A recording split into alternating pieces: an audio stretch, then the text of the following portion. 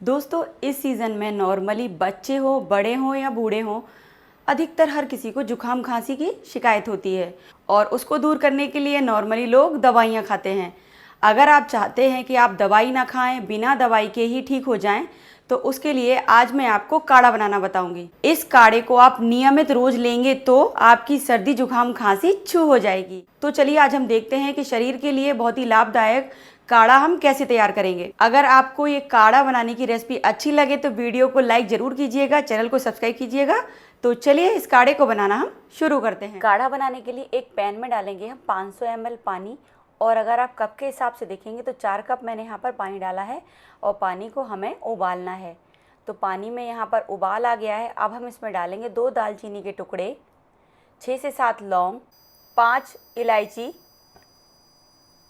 आधा चम्मच कुटी हुई काली मिर्च, 8 से 10 तुलसी के पत्ते, आधा चम्मच अजवाइन, आधा चम्मच काला नमक, आधा चम्मच हल्दी पाउडर और 1 इंच अदरक का टुकड़ा जिसको कि हम कद्दूकस करके डालेंगे। अदरक डालने के बाद इस पानी को हमें अच्छे से उबालना है जब तक कि ये आधा ना हो जाए, यानी कि 500 ml का 250 ml ना हो जाए। यहाँ पर एक चीज़ का ध्यान रखना है कि काढ़ा को उबालने के लिए गैस का फ्लेम एकदम लो रखना है, लो फ्लेम पे ही इसको उबालना है। तो काढ़ा यहाँ पर हमारा अच्छे से उबल चुका है, आप देख सकते हैं एकदम आधा हो गया है। तो गैस को कर देंगे हम बंद और इसको रख देंगे रूम टेम्परेचर पे ठंडा होने के लिए। काढ़ा यहाँ पर हमारा ठंडा हो चुका है, तो इसको हम छान लेंगे और छानने के बाद इसको करेंगे हम स्टोर। काढ़ा तो यहाँ पर बन गया है। अब मैं आपको बताऊंगी कि इसको पीना कैसे है। तो सबसे पहले आप इसको स्टोर करके रखिए। ये काढ़ा 1 महीने तक चलता है, ख़राब नहीं होता है।